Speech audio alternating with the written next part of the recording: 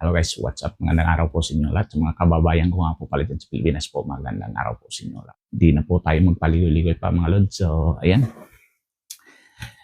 Mga po pala mga lods, sa araw nito, i-repair po natin itong DC motor po ng ceiling fan po mga lodi. So, ayan. So, po kasi mga lods, ang normal po natin nakikita po mga lodi ay ang mga ceiling fan po na normal po ay 2 feet lang po yan mga lods. Yung kanyang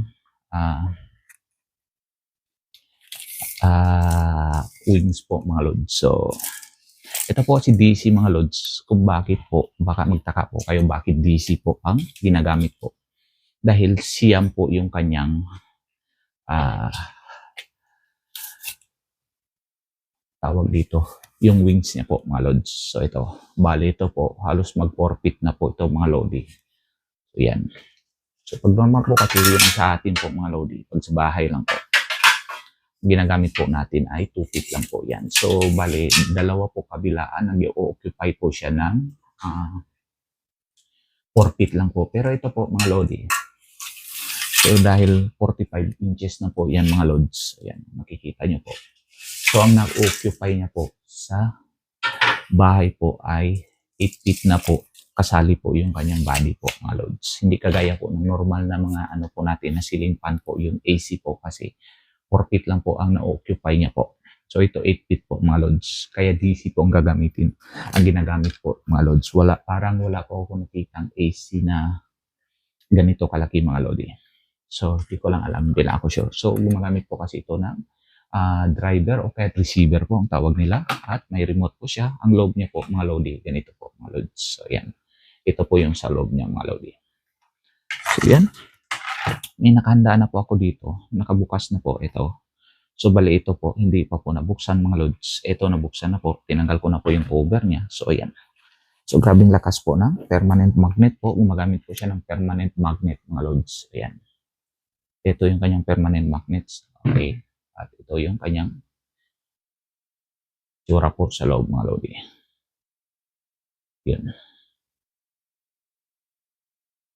So, bale ito mga lods, wala pong problema dito sa kanyang winding po mga lods. So, nagkaroon lang siya ng problema dito sa wire po. Bale, nagkaroon ng sugat po mga lodi. Kung ino-on po mga lods, yan. Kung mag-on po, bale nagtitrip po mga lods. So, nakasira na rin po siya ng kanyang driver board. So, ito, nasunog na po yung driver board po dahil dun sa kanyang may sugat po yung kanyang wire po. Nag-touching po sa bakal mga lodi. So yun mga lods, ilagay na lang po natin tong kanyang okay, yung ground. Delikado po, mag-ingat po tayo kung naglalagay po tayo ng ganito mga lodi, baka maipit po yung kamay natin mga lods. So yan. So tatanggalin po natin tong wires, papalitan po natin ng bago mga lodi. So bali wala pong problema dito mga lods. Ito, konting lang, pinapakita ko lang po sa inyo para sa mga hindi pa po hindi nakasubok ng DC pa dyan mga lodi. Pero sa mga expert po, so okay, hindi na po ko kailangan mag-explain po para sa mga eksperto po mga lodi. So yan, kakat lang po natin itong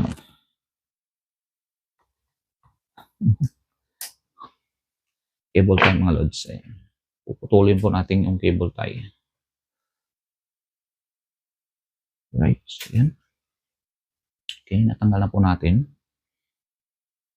Yan.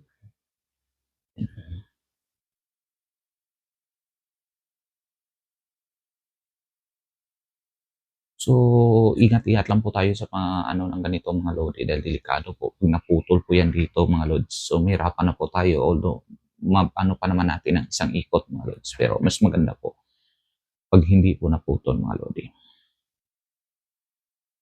Right, so yan.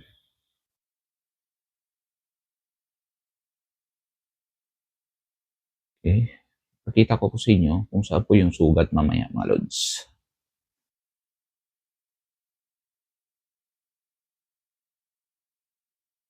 Yan. So ito nga po mga lods, ayan. Ito yung sugat niya mga lodi. Okay. So So, tumapat po siya dito sa may butas dahil may ano po yan diyan mga lods, itong yung lock niya po, pin. So ayan, tumama po siya diyan mga lods. So ayan, so nagkasugat-sugat na po yung mga wire.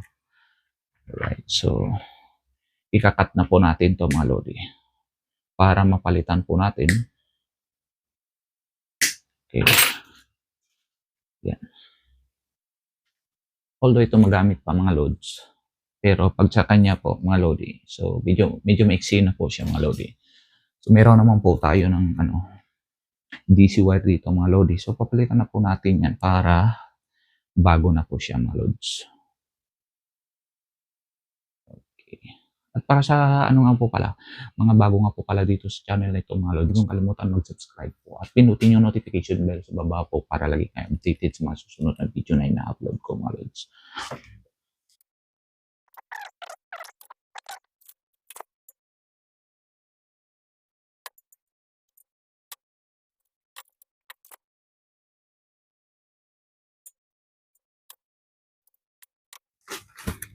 So yan. Handa na po natin yung tatlong wire po natin mga lodi. So sana po sakto yung haba niya. And insulator, mamaya na po natin hanapin yung ating insulator po. Meron po kasi akong insulator dito pero plastic po ito mga lods. Oh, plastic, sorry po. Nylon po siya mga lods. Ayaw po sing gamitin ng nylon.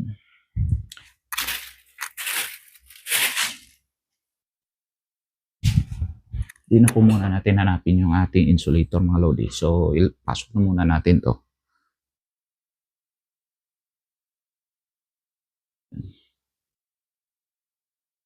Isa-isa lang po natin ipasok mga lods.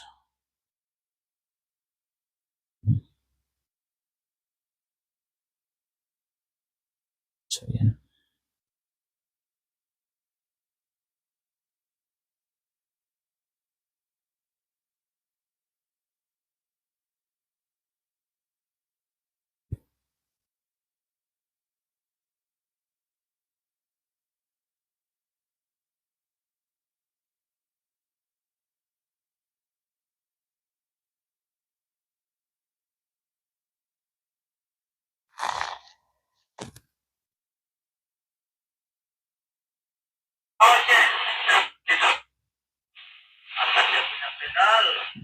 Yun po lang natin walkie-talkie. So, i-off lang po natin yung walkie-talkie.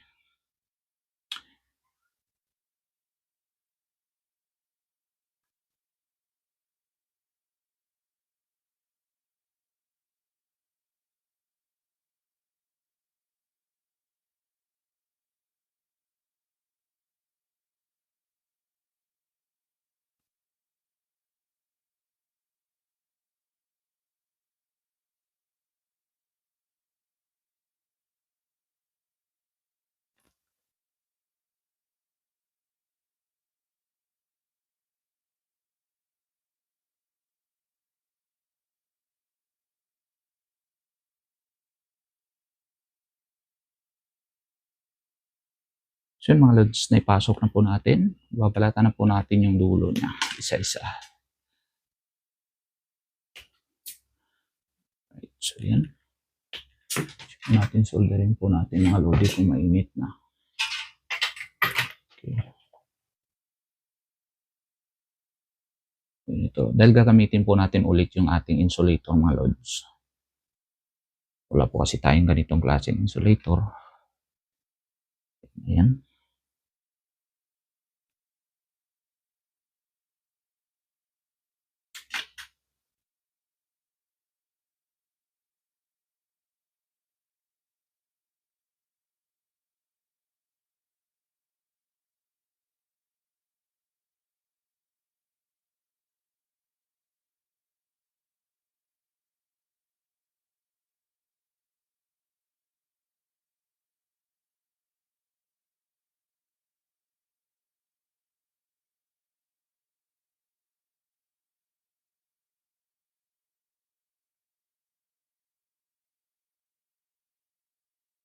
Okay, pasensya nyo na po mga lodi kung medyo madilim po yung ating video mga lods.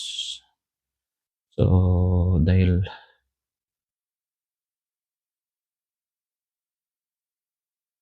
Ordinary lang po kasi gamit natin na camera mga lodi. Yung murahin lang po dahil wala po kasi tayong budget na pangbili po ng mamahalin na camera mga lods. So yan. Okay. Tatanggalin na po natin tong solder po.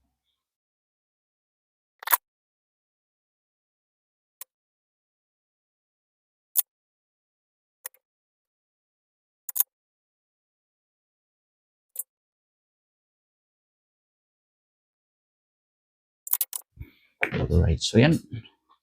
Mga lods, naisolda na po natin yung mga dulo mga lodi. So tatlong wire lang po yan mga lods. Okay. At sirado na po natin yan. Alright, so yan.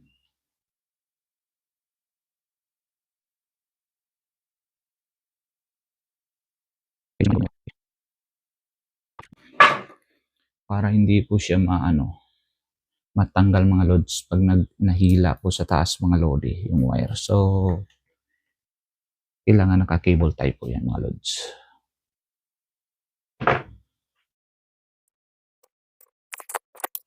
Okay.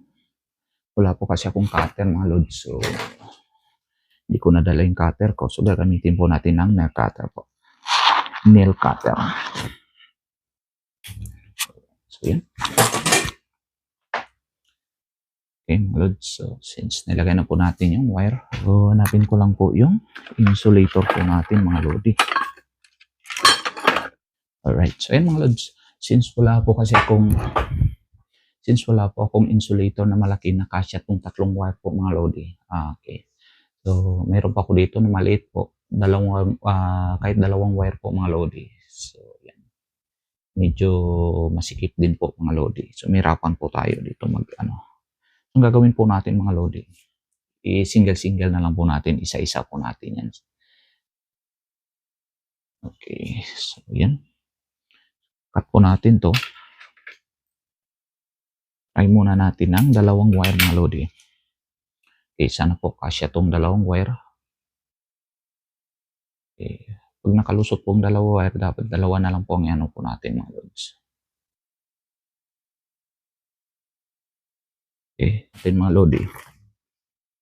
And ilagay na po natin yung kanyang lock mga lods. Para sa pipe po ito mga lodi. Sorry mga lods. So, ito pa po pala yung kanyang top cover mga lodi. So, yan.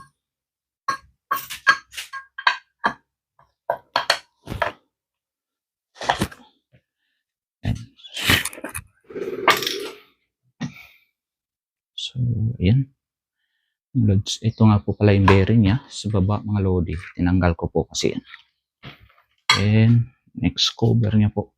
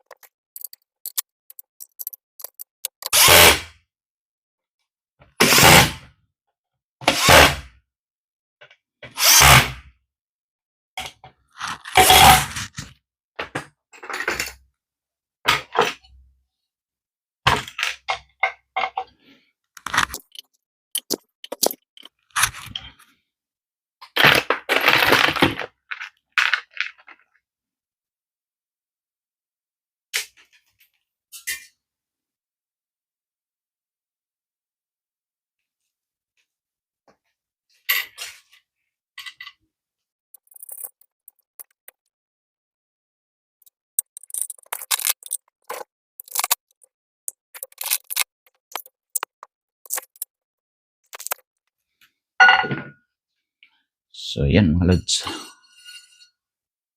Okay. So, smooth na po siya mga lodi. Okay. So, hindi po muna natin ito kakatingan mga lods. Lalagyan po natin ito ng driver po at itetest po natin mga lodi.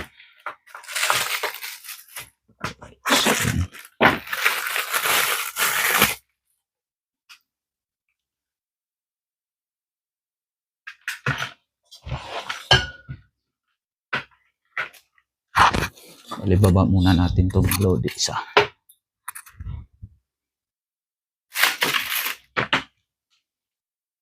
Okay. So yan.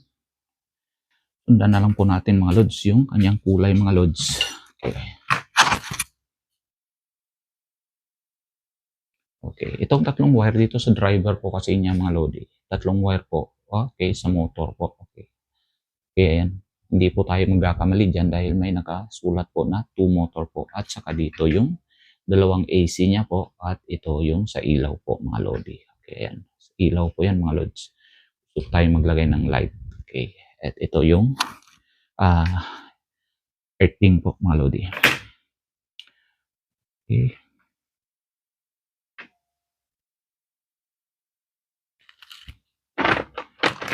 Hindi na po tayo gagamit ng electrical tape mga lodi para mabilis lang po tayo magtanggal.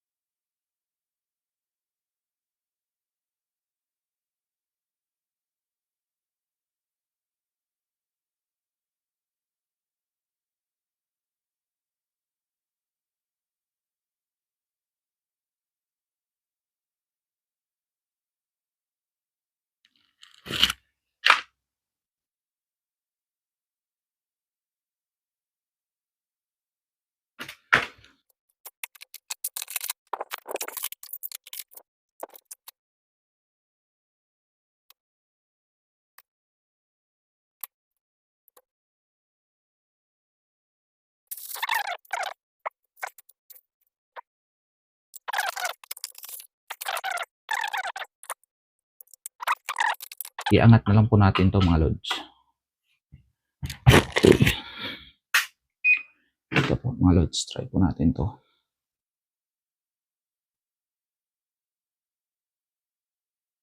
Yan. Ito po kasi mga lods, pag pindot po natin, hindi po siya agad gagana po mga lodi.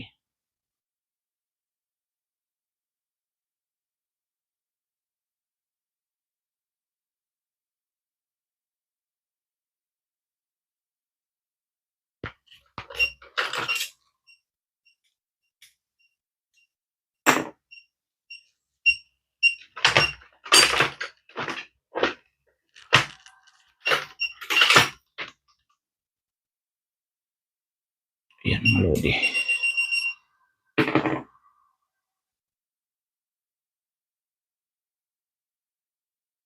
Ayan mga lods. Gumagana na po siyang mga lodi. Okay, mabigat po. I-off po natin.